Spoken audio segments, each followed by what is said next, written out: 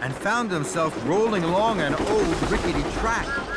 Ahead, Thomas could see a thick wall of bushes.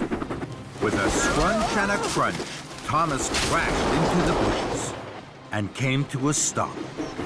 Flaming fireboxes! That was scary. Thomas looked around. After the racing and rattling, it was very quiet. Everything was very quiet. Thomas didn't know what to do. Then he heard a voice. Hello? Thomas looked around.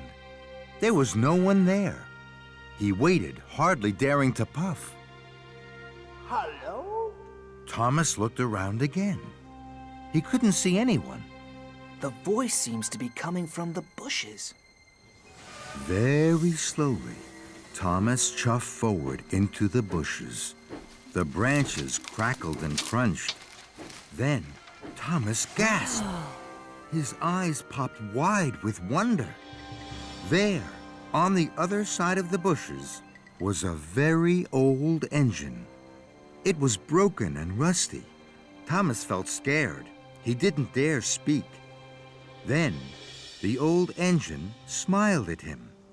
It was a little frightened smile, but it made the old engine look kind and gentle, and it made Thomas feel less scared. Hello. Too bad your brakes failed. Doesn't that always happen when you're on a hill? The old engine smiled again. Thomas wanted to smile too, but he was scared. He didn't know whether to speak, toot for help, or race backwards as fast as he could chuff. But Thomas didn't move. He couldn't take his eyes off this extraordinary engine.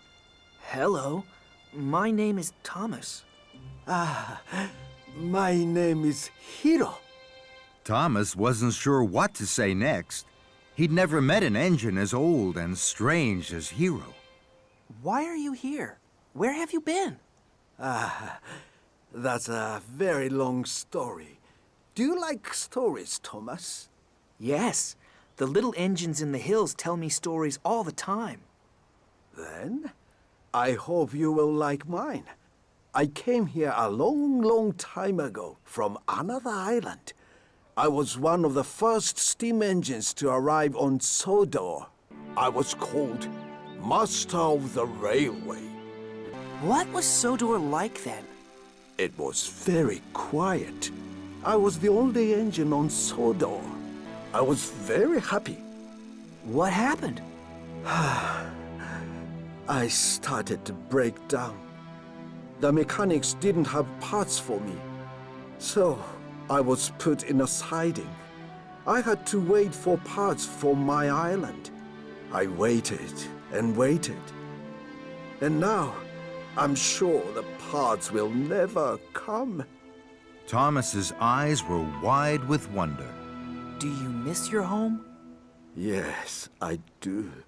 I miss being master of the railway. Thomas looked at his sad new friend. He felt sorry for Hiro. I know. I'll go and get Sir Topham Hatt. Sir Topham Hatt runs our railway now. He will know how to help you. But Thomas could see that his new friend, who was once master of the railway, was now old, alone and scared. I will look after you, Hiro. You are safe with me.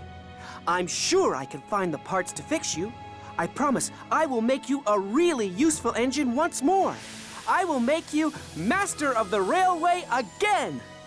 Hiro smiled the biggest smile he had smiled in a long, long time. Thank you, Thomas. Thank you for looking after me.